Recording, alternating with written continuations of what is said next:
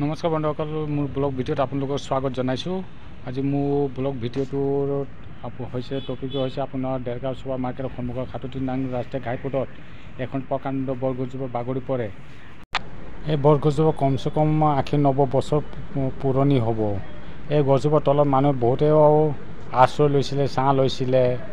গতিকে বহুত মানুহে দুখ প্ৰকাশ কৰিছে। মানুহবিলাকে খোকৰ ছাঁ পৰা নিচিনাহে হৈছে।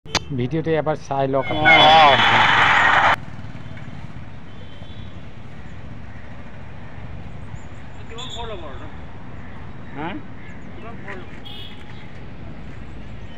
কিমান